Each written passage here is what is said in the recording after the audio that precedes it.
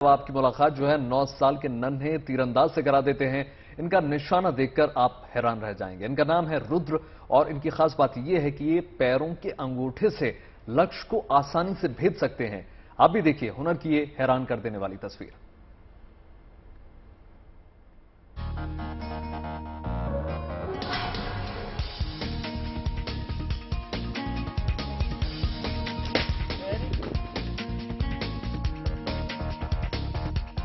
Skating में गजब का संतुलन,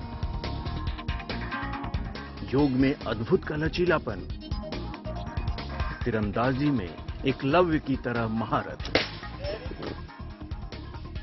सड़क पर स्केटिंग और योग के जरिए लक्ष्य को साधने की जो कला 9 साल के नन्हे उस्ताद रुद्र ने सीखी है, उसे देखकर हैरान होना हर किसी के लिए लाजमी है। इतनी सारी खूबियों से भरा 9 साल का नन्हा उस्ताद स्केटिंग में अंडर 8 का खिलाड़ी है, जो स्केटिंग और योग में गोल्ड मेडलिस्ट है। मूल रूप से जहानाबाद का रहने वाला रुद्र पिता के साथ गया में रहता है और पिता राकेश की मौजूदगी में योग के साथ तीरंदाजी सीखता है, जिसकी तीरंदाजी देखकर धनुर्धारी भी अचरज में पड़ जाएंगे। योग से जिस शरीर को रुद्र ने लचीला बनाया, उसी लचीलेपन को आधार बनाकर धनुर्विद्या में पारंगत हो रहा है। योग की बिच्छू मुद्रा के जरिए रुद्र अपने लक्ष्य को भेद रहा है, जो सिर्फ खुली आंखों से तीर चलाना नहीं जानता, बल्कि बंद आंखों से भी लक्ष्य को भेदना जानता है। मुझे योगा नहीं आता, तो मैं फुट आर्चरी नहीं कर पाता। मेरे लिए इम्पॉसिबल रहता है फुट आर्चरी, लेकिन योगा के कारण मेरा बॉडी फ्लेक्सिबल है। इसी के कारण मैं अच्छे से फुट आर्चरी बहुत ही आसानी से कर लेता हूँ। मैं आंख बंद करके भी कर लेता हूँ। इसका पोज हैंड स्टैंड करके है, हैंड स्टैंड करके इसका पोज है, इसमें फुट आर्चरी किया जाता है। तीरंदाजी की इस कला को विदेशों में काफी सराहा जाता है। अब तक रुद्र ने राज्य स्तर पर कामयाबी के किस्से लिखे हैं। अब वो दुनिया में तहलका मचाना चाहता है। पिता का यही सपना है कि बेटा विश्व स्तर पर खेल की दुनिया में अपने देश और गांव का नाम रोशन करे। Very good. फुट आर्चरी में ये पहले तो बोला कि नहीं, मेरे से नहीं हो पाएगा, लेकिन मैं इसे एक आर्चरी मंगवाया और इसको प्ले करने के लिए सिखाने की कोशिश करने लगा। तो ये बहुत जल्दी ही इम्प्रूव करने लगा और देखते ही देखते 2 महीनों में आई कांट बिलीव इट, इतना बेहतरीन परफॉर्मेंस जो अनबिलीवेबल है। और मैंने सर्च किया है पूरे इंडिया लेवल में, मैंने देखा कि 4 से 5 फीट तक का लोग टारगेट करते हैं। 4-5 बच्चे हैं इंडिया में, लेकिन ये लगभग 20 फीट तक के टारगेट अचीव करता है, जो बहुत ही अमेजिंग है और आगे आने वाले समय में ये देश का नाम रोशन जरूर करेगा। राकेश पिता होने के साथ एक सधे हुए गुरु की तरह रुद्र को योग और खेल की प्रैक्टिस करवाते हैं। रुद्र के सामने आने वाली हर मुश्किल में साथ देते हैं, ताकि बेटे का मनोबल मजबूत रहे। रुद्र अपने खेल पर ध्यान दे रहा है, ताकि उसकी आंखों में पलता सपना साकार हो सके। गया से बिमलेंदु चैतन्य के साथ bureau report, good news today. और आइए बात उस खबर की जिसकी चर्चा देर शाम से हो रही है। द्रौपदी मुर्मू 15वें राष्ट्रपति के तौर पर जल्द ही शपथ भी लेने वाली है और इसी के साथ द्रौपदी मुर्मू सर्वोच्च संवैधानिक पद पर पहुंचने वाली पहली आदिवासी महिला और दूसरी महिला राष्ट्रपति बन गई हैं और इसलिए देर शाम से ही उन्हें बधाई देने का तांता लगा हुआ है। खास बात यह कि द्रौपदी मुर्मू की जीत ने कई कीर्तिमान गढ़ दिए हैं, भारत के लोकतंत्र में एक नई लकीर खींच दी है। राष्ट्रपति चुनाव में हुई मतगणना में द्रौपदी मुर्मू को करीब 64% वोट मिले हैं। तीसरे ही राउंड की मतगणना जैसे ही हुई, द्रौपदी मुर्मू की जीत लगभग इसी आंकड़े से साफ हो गई। खास बात यह रही है कि जिताने के लिए विपक्ष के 17 सांसदों और 126 विधायकों ने क्रॉस वोटिंग भी की है। जीत के बाद उन्हें बधाइयां दी जा रही हैं। सभी दल के प्रमुख नेता उन्हें शुभकामनाएं दे रहे हैं। उड़ीसा से लेकर दिल्ली तक इस वक्त जश्न की तस्वीरें आप साफ देख सकते हैं और अब नजरें 25 तारीख पर है, क्योंकि 15वें राष्ट्रपति के तौर पर द्रौपदी मुर्मू 25 तारीख को शपथ लेंगी।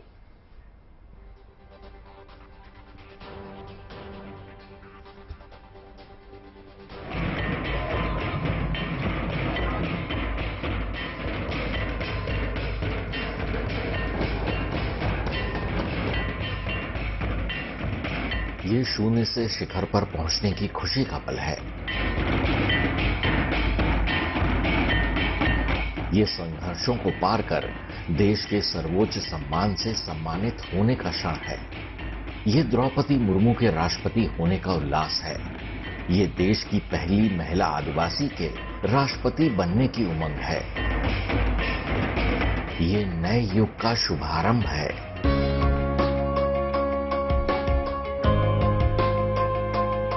पूरा देश उत्सव मना रहा है। लोग एक दूसरे का मुंह मीठा करा रहे हैं।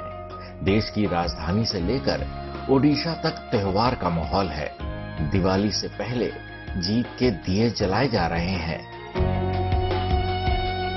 राष्ट्रपति द्रौपदी मुर्मू के घर में इस खुशी के माहौल पर घर की महिलाएं लोकगीत गा रही हैं। 15 अगस्त से पहले तिरंगा लहराया जा रहा है। बच्चे बड़े भारत माता के नारे लगा रहे हैं। पारंपरिक गीतों और डांस के जरिए लोग अपनी खुशियों का इजहार कर रहे हैं। आदिवासी समुदाय के लोग हों या किसी और समुदाय के, हर कोई द्रौपदी मुर्मू के राष्ट्रपति बनने से आनंदित है।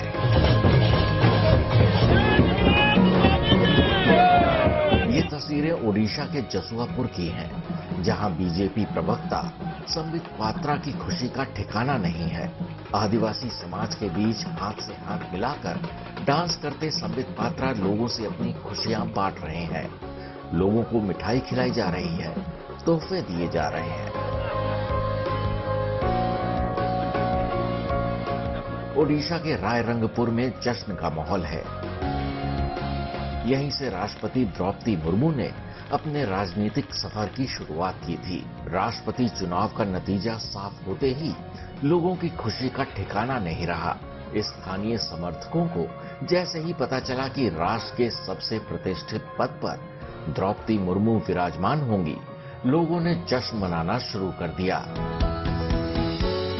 द्रौपदी मुर्मू का कॉलेज हो या फिर जहां उन्होंने बच्चों को शिक्षा दी, उनके राष्ट्रपति बनने की खुशी बच्चों के दिल पर छा गई है। वो पूरी उमंग में है। स्कूलों में बच्चे जश्न मना रहे हैं, झूम रहे हैं, गा रहे हैं, पारंपरिक गीतों पर थिरक रहे हैं। जिस रायरंगपुर से द्रौपदी मुर्मू ने साल 1997 में नगर पंचायत का पार्षद चुनाव जीता था, वहां दीपावली मनाई जा रही है। पटाखे फोड़े जा रहे हैं। स्थानीय लोग अपने घर और दुकानों के बाहर दीपक जला रहे हैं।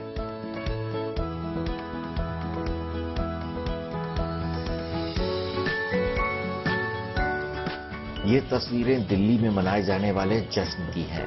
द्रौपदी मुर्मू की ऐतिहासिक जीत से केंद्रीय शिक्षा मंत्री की खुशी का ठिकाना नहीं है। जिनके घर के बाहर आदिवासी समाज के लोग जश्न मना रहे हैं। पारंपरिक वाद्य यंत्र बजाए जा रहे हैं। लोग एक दूसरे को बधाई दे रहे हैं। विनम्र स्वभाव की द्रौपदी मुर्मू एक लंबा सफर तय करके देश की पहली महिला आदिवासी राष्ट्रपति बनने का गौरव हासिल कर चुकी हैं। उनकी इस उपलब्धि पर उनके गांव की तरह देश भर के आदिवासी इलाके खुशी मना रहे हैं।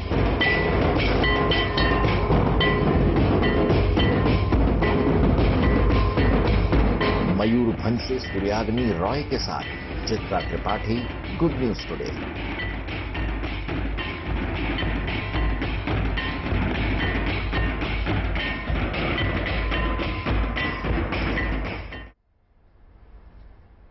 निश्चित तौर पर बहुत बड़ा दिन कल के लिए, क्योंकि देखिए देश को अपना 15वां राष्ट्रपति बन गया, मिल चुका है। और अब आपको दिखा देते हैं सुबह की कुछ और जश्न की तस्वीरें। निश्चित तौर पर देखिए द्रौपदी मुर्मू का इस प्रकार इतने बड़े पद पर पहुंचना, देश के सर्वोच्च पद पर पहुंचना अपने आप में बहुत बड़ी बात है। सुबह की तस्वीरें आप देख रहे हैं किस प्रकार उनका स्वागत किया जा रहा है। तमाम सांस्कृतिक पारंपरिक अंदाज में उनका स्वागत किया जा रहा है और देश भर से इस प्रकार की तस्वीरें सामने आ रही हैं, जहां लोग उनको बधाई देना चाहते हैं। तांता लगा हुआ है पूरे देश में, अलग अलग अंदाज में, अलग अलग रंगों में। अगर आप देखेंगे तो किस प्रकार से देश भर से उनको बधाइयां मिल रही हैं, देखने वाला मौका है। क्योंकि ऐसा पहली बार हो रहा है कि कोई आदिवासी महिला जो है देश के सर्वोच्च पद तक पहुंची है। सुबह की तस्वीरें आपके टेलीविजन स्क्रीन पर। कल जैसे ही उनकी जीत का ऐलान हुआ, प्रधानमंत्री नरेंद्र मोदी खुद वहां पहुंचे और उन्होंने बधाई दी। उसके बाद जैसे तांता लग गया और पूरे देश के, चाहे पक्ष के नेता हों चाहे विपक्ष के नेता हों, सभी ने खुलकर उनको शुभकामनाएं दी और यही आशा की कि लोकतंत्र जो है उसकी जड़ें इतनी ही मजबूत रहें और अपने काम को सुचारू करें।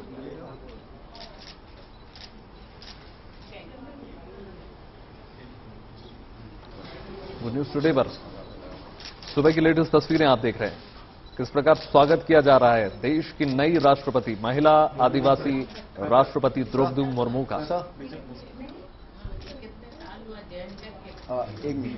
तमाम संघर्षों से उनका जीवन गुजरा है, तमाम चुनौतियां उन्होंने देखी और उनकी छवि अगर हम देखेंगे, उनका व्यक्तित्व ऐसा है, उनकी छवि ऐसी है कि कभी भी उनको रबर स्टैंप के रूप में नहीं देखा गया। उन्होंने हमेशा अपने कड़क फैसले लिए हैं जो जनता के लिए, राज्य के लिए, अब देश के लिए अच्छे हो।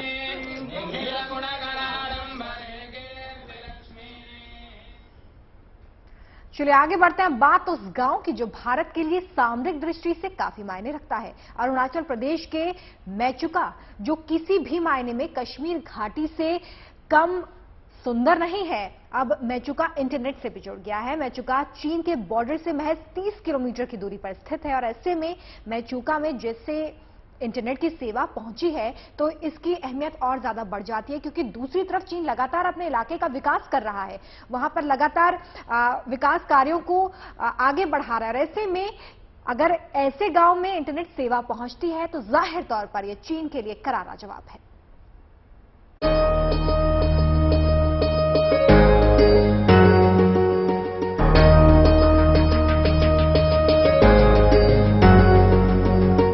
यह है अरुणाचल प्रदेश का सबसे आखिरी गांव मेचुका, जो पूरी तरह से इंटरनेट से कनेक्ट हो चुका है। अरुणाचल का ये आखिरी गांव अगर इंटरनेट से जुड़ गया है तो ये पूरे देश के लिए खुशखबरी है, क्योंकि ये कोई आम गांव नहीं है, बल्कि ये वो खास गांव है जो चीन की सीमा से महज 30 किलोमीटर दूर है। ऐसे में एक तरफ जहां चीन अपने इलाके में तेजी से विकास कर रहा है, वहीं भारत के इस गांव का इंटरनेट से जुड़ना चीन के लिए करारा जवाब है। बॉर्डर पर खासकर अरुणाचल प्रदेश को लेकर चीन का जिस तरह का रुख रहा है, उसे देखते हुए कहा जा सकता है कि मेचुका जैसे गांव में इंटरनेट सेवा की बहाली सुरक्षा की दृष्टि से भी काफी अहमियत रखती है। इस इलाके में भारतीय सेना का बेस है। ऐसे में इंटरनेट का आना आम लोगों के साथ साथ भारतीय सेना के लिए भी काफी मददगार होगा। अरुणाचल प्रदेश के विधानसभा अध्यक्ष पासंग डी सोना इस इलाके के विकास के लिए काफी मेहनत कर रहे हैं और उनकी ये मेहनत अब रंग ला रही है। इस इलाके के विकास के लिए और भी प्रयास किए जा रहे हैं। जो हमारा अभी जैसे हमारा आरसीएस के तहत अभी छोटे छोटे जगह को भी कनेक्ट करने के लिए गवर्नमेंट ऑफ इंडिया की तरफ से जो उड़ान स्कीम है, तो उनके लिए हमारा Mechuka is also one of the location which needs to be connected under Udan scheme. तो उसमें हमारा सिविल टर्मिनल बन चुका है। तो अभी हाल ही में कुछ इश्यूज था विद द एयरफोर्स, तो आप पता चला होगा through media that we had a meeting being chaired by Honorable Governor, to sort out the issues regarding those Air Force and the civil terminal issues. तो सारा कुछ डिस्कशन हो गया।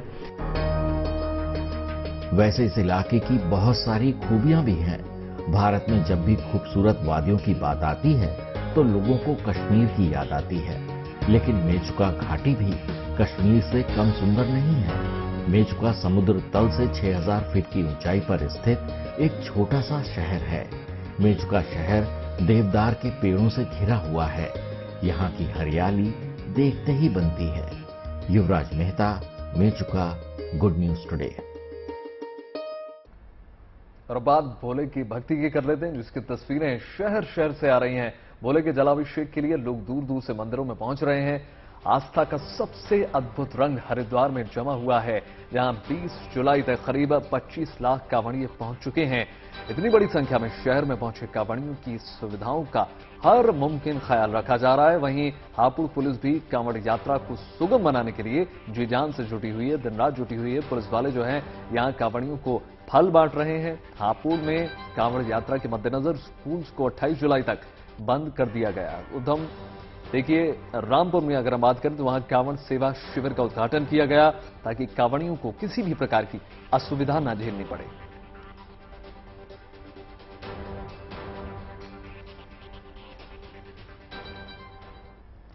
सावन के महीने में इस बार देवघर और सुल्तानगंज का नजारा बिल्कुल ही बदला हुआ है। 2 साल से देवघर के श्रावणी मेले का आयोजन नहीं हो पा रहा था, लेकिन इस बार जब मेले का आयोजन हुआ है तो लाखों की संख्या में श्रद्धालु पहुंचे हैं।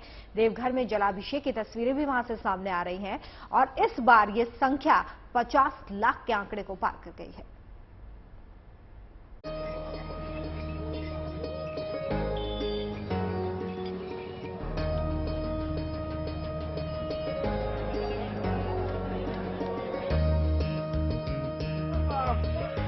धूप में, बारिश में, नंगे पांव, बड़े बुजुर्गों के साथ छोटे छोटे बच्चे बोल बम के जयकारे के साथ ये कारवां निकल चुका है देवघर के लिए।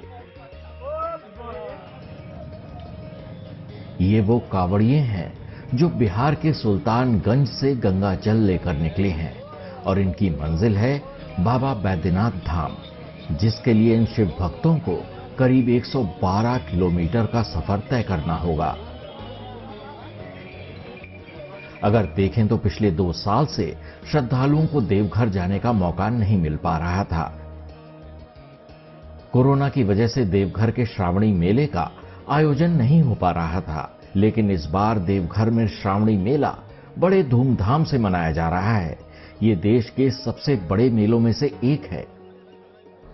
श्रावणी मेला करीब 1 महीने तक चलेगा, जिसको लेकर श्रद्धालुओं में जबरदस्त जोश है। ये कांवड़िए थके तो जरूर हैं, लेकिन किसी के माथे पर कोई शिकन नहीं, बल्कि बोल बम के नारों के साथ चेहरे पर मुस्कान लिए भोले बाबा को जल चढ़ाने की चाहत के साथ इनके कदम बढ़ते जा रहे हैं।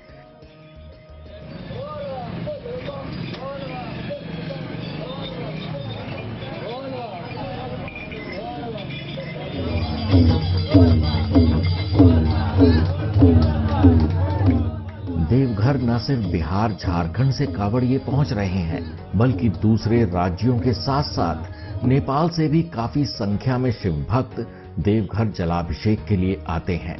बाबा बैद्यनाथ धाम 12 ज्योतिर्लिंगों में से एक है। इस साल देश भर से 50 से 60 लाख श्रद्धालुओं के आने की उम्मीद है। वैसे तो बैद्यनाथ धाम में साल भर शिव भक्तों की भीड़ लगी रहती है, लेकिन सावन महीने में ये पूरा इलाका केसरिया पहने शिव भक्तों से भर जाता है।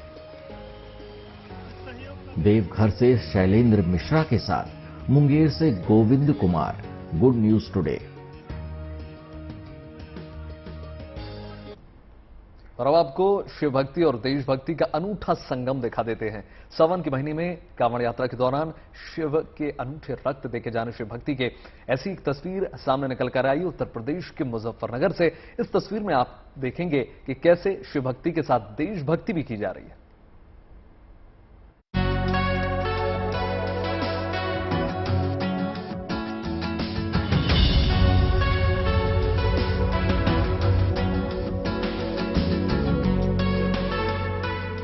सावन के महीने में शिव भक्तों के जयकारे चारों तरफ गूंजते रहते हैं।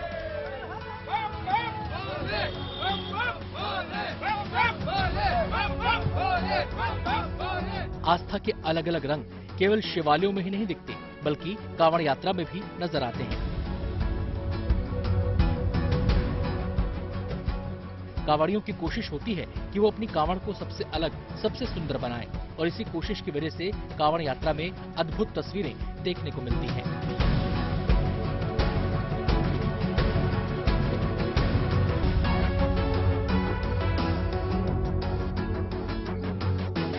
कांवड़ यात्रा का एक रंग ये भी है।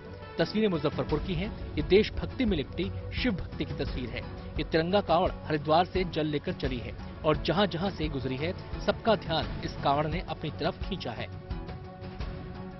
15 कांवड़ियों का एक ग्रुप ये तिरंगा कांवड़ लेकर दिल्ली जा रहा है। तिरंगा कांवड़ के लिए पहले 60 फीट लंबा और 12 फीट ऊंचा तिरंगा तैयार किया गया, फिर उसके लिए पहियों वाला एक फ्रेम तैयार किया गया। कांवड़ियों का ग्रुप बड़ी सावधानी से इसे लेकर आगे बढ़ रहा है। 60 फुट। अच्छा, कौन सी कावड़ है आपके ये पास? तिरंगा कावड़ है बोले। अच्छा, पहले भी लेके जा चुके हैं? जी पहले भी ले चुका हूँ। पहले 22 फुट लंबी लेके गया था, 15 फुट हाइट लेके गया था बोले। अब कितने फीट किया? अब ये 12 फुट की हाइट लंबाई है ऐसे और 60 फुट ऐसे है। तो कितने लोगों की टीम है? ये 15 लोगों की टीम है। तिरंगा कांवड़ के साथ लाई जा रहे गंगा जल से दिल्ली के छतरपुर मंदिर में भोलेनाथ का जलाभिषेक किया जाएगा। इस कांवड़ को लाने वाले कांवड़ियों का कहना है कि पहले भी वो तिरंगा कांवड़ ला चुके हैं। तब तिरंगे की लंबाई 22 फीट और ऊंचाई 15 फीट थी। Sandeep Saini, Muzaffarnagar, good news today. तो कांवड़ यात्रा के अलग अलग रंग आप देख रहे हैं और ऐसे में हरिद्वार से जल लेकर लौटे श्रद्धालुओं का मेरठ सवाई टोल प्लाजा पर फूलों से स्वागत किया गया है। केंद्रीय मंत्री संजीव बालियान ने खुद बुलडोजर पर सवार होकर श्रद्धालुओं पर पुष्प वर्षा की है। देखिए तस्वीर पर हमारी एक खास रिपोर्ट। सावन में कांवड़ यात्रा में जुटे श्रद्धालुओं के लिए सेवा भाव का भी संस्कार है। इसलिए केंद्रीय मंत्री संजीव बालियान खुद हरिद्वार से जल लेकर लौटे श्रद्धालुओं पर फूलों की बारिश कर रहे हैं। मेरठ के सवाया टोल प्लाजा पर बुलडोजर पर चढ़कर इन श्रद्धालुओं पर पुष्प वर्षा की जा रही है। कितने लोग शिविर लगाए हुए हैं, कोई खाना खिला रहा है, कोई लेटने की व्यवस्था कर रहा है, कोई मेडिकल कैंप लगा रहा है। अब बुलडोजर का प्रतीकात्मक महत्व है आजकल उत्तर प्रदेश में, हर जगह बुलडोजर दिखाई देता है। जहां भी कोई गलत काम होता है तो बुलडोजर, तो हमने सोचा इसका सदुपयोग अच्छे काम में भी कर लिया जाए। शिव पार्वती के रूप में आए कुछ श्रद्धालु यहां लोगों का ध्यान आकर्षित कर रहे थे। इन सबको भी भोले का प्रतीक मानकर इन पर भी खूब पुष्प वर्षा की गई। हरिद्वार से लौट रहे इन श्रद्धालुओं के लिए यहां फलाहार की भी व्यवस्था थी। सबको सफल कांवड़ यात्रा की दुआ देकर मेरठ के इस टोल प्लाजा से विदा किया गया। Bureau report, good news today. देखिए, कांवड़ यात्रा को शिव भक्ति का रास्ता माना जाता है। बहुत कम लोगों को पता होगा कि कांवड़ यात्रा भी कई तरीकों से पूरी की जाती है। कांवड़ के जरिए शिव के धाम पहुंचने की कई परंपराएं हैं। तो चलिए आपको बता देते हैं कि कांवड़ कितने तरीकों से निकाली जाती है, कांवड़ यात्रा का इतना महत्व क्यों माना जाता है और क्यों इसे शिव को प्रसन्न करने की अहम साधना माना जाता है।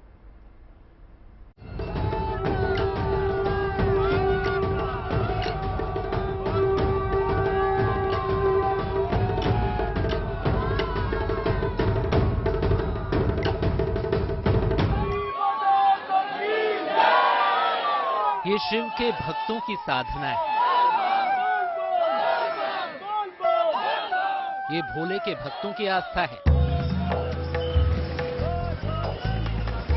ये बाबा के भक्तों की तपस्या है।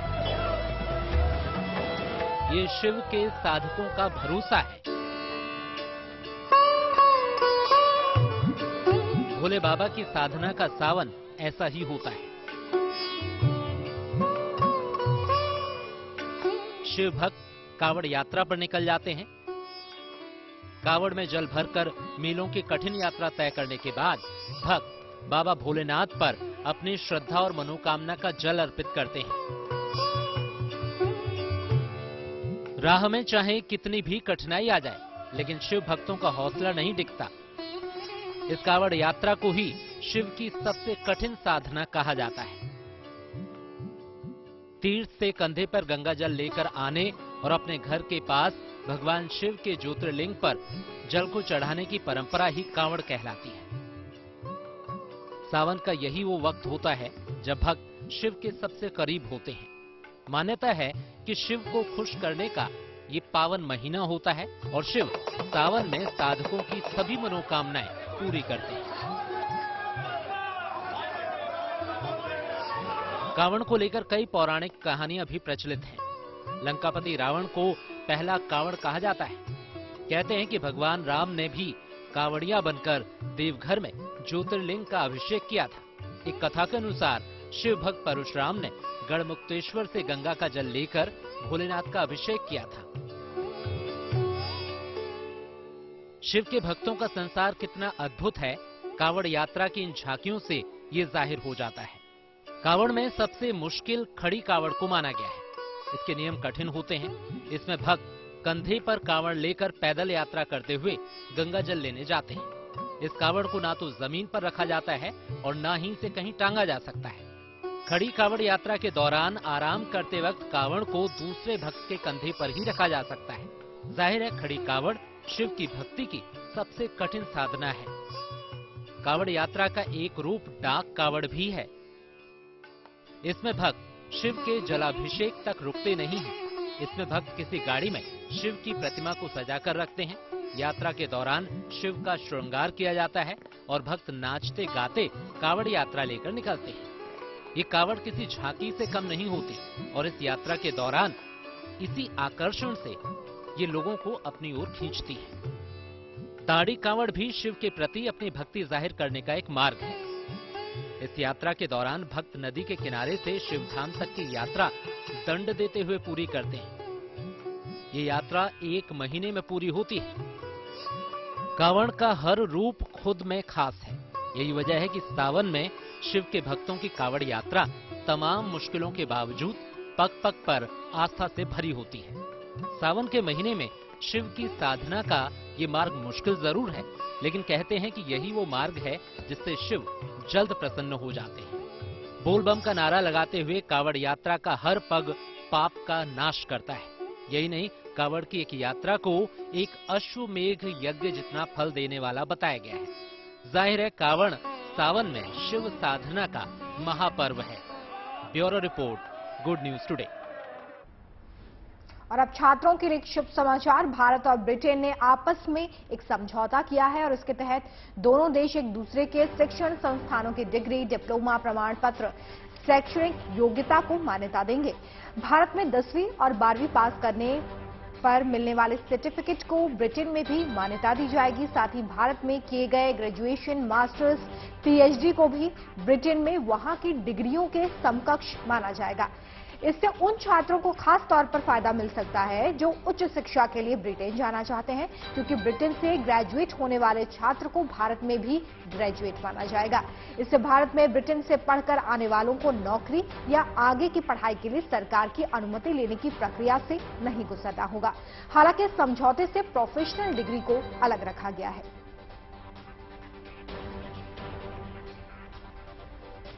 कि आपको एक बड़ी खबर दे दें, सीबीएसई के 12th के रिजल्ट जो हैं अब वो ओपन हो चुके हैं और इस पर तमाम जानकारी के लिए हमारे साथ जुड़ेंगे हमारे संवाददाता कुणाल। 12th के नतीजे अब घोषित हो चुके हैं। छात्रों को काफी समय से इसकी प्रतीक्षा थी। इस पर भविष्य डिपेंड करता है बच्चों का कि 12th के नतीजे कैसे होंगे। लड़कियों ने एक बार फिर से बाजी मारी है और टॉप पर लड़कियां ही रही हैं। एक बार फिर से लड़कियों ने टॉप पर कब्जा जमाया है। 94.54% लड़कियां पास हुई हैं। इस मामले में भी देखिए बिल्कुल अव्वल और 91.25% लड़के पास हुए हैं। तो एक एक करके डिटेल्स आप तक हम पहुंचा रहे हैं ग्राफिक्स के जरिए। सीबीएसई के 12th के नतीजे अब ओपन हो चुके हैं, घोषित किए जा चुके हैं और महिला जो बच्चियां हैं उन्होंने फिर से बाजी मारी है लड़कियों ने और शानदार प्रदर्शन दिखाते हुए पूरे देश में एक बार फिर से लड़कियां टॉप पर काबिज। 94.54% हम आपको बता दें लड़कियां जो हैं पास हुई हैं इस बार नतीजों में और 91.25% लड़के पास हुए हैं। कोरोना के बाद से लगातार अनिश्चितता बनी हुई थी कि कब स्कूल खुलेंगे, कैसे दोबारा सिलेबस जारी होगा, लेकिन बच्चों ने बहुत अच्छा पिकअप किया है और नतीजे अपने आप में इस बात का सबूत हैं कि बहुत जोर शोर से पढ़ाई की गई और शानदार नतीजे हमको देखने को मिल रहे हैं।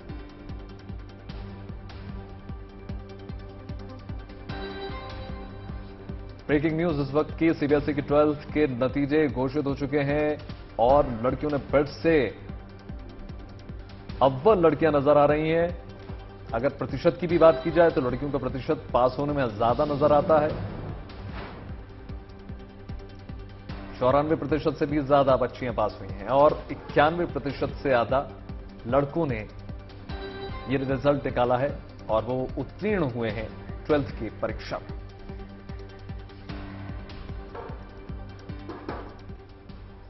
और आइए बात मिशन जिंदगी की। दरअसल अचानक हुई मूसलाधार बारिश से उत्तराखंड के फूलों की घाटी में बाढ़ आ गई है, जहां पर लोग फंस गए, लेकिन एसडीआरएफ की टीम ने बड़ी मुश्किल से इन लोगों को बचाया। उधर उत्तरकाशी में अचानक जलस्तर बढ़ने की वजह से कुछ छात्र फंस गए थे, लेकिन शिक्षकों की सूझबूझ से लोगों को बचा लिया गया है।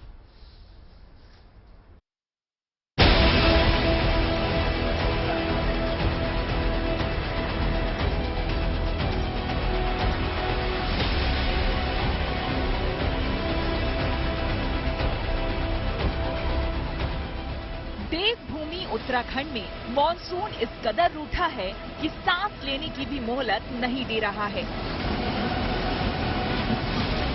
भारी बारिश और बाढ़ ने पूरे उत्तराखंड में कोहराम मचा रखा है, जिससे जनता चारों ओर त्राहिमाम कर रही है। उत्तराखंड की मशहूर फूलों की घाटी। जब मौसम का मिजाज कुछ अच्छा था, 250 से ज्यादा सैलानी खूबसूरत नजारों को अपने कैमरे और आंखों में कैद करने के लिए पहुंचे थे। लेकिन उत्तराखंड में मौसम का मिजाज कब बिगड़ जाए, इसे कोई नहीं जानता। इसी आशंका में करीब 150 सैलानी चमोली से अपने ठिकानों पर लौट गए, लेकिन जो ठहर गए वो बुरी तरह घिर गए, क्योंकि अचानक मूसलाधार बारिश शुरू हो गई, जिससे नालों का जलस्तर बढ़ा और पर्यटकों के पांव तले जमीन खिसक गई। सैलानियों के फंसने की सूचना जैसे ही राहत और बचाव दल तक पहुंची, एसडीआरएफ और वन विभाग पुलिस की टीम फौरन मौके पर पहुंच गई।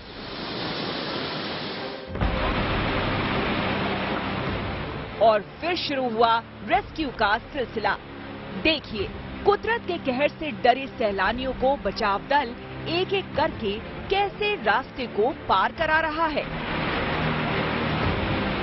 सैलाब का शोर इतना डरावना है कि किसी का भी दिल दहल जाए, लेकिन बचावकर्मी पूरी मुस्तैदी से ढांढस बंधाते हुए सहारा दे रहे हैं। देखिए, रस्सी के सहारे एक एक करके कैसे खींचकर बाहर निकाल रहे हैं, क्योंकि जरा सी भी चूक जान पर भारी पड़ सकती है।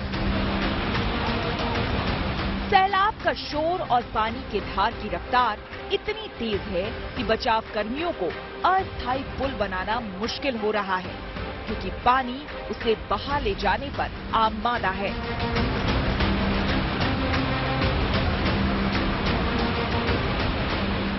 कहते हैं ना कि सैलाब पर जोर नहीं चलता, लेकिन जब शूरमा सैलाब में उतरते हैं तो बांध बन जाता है।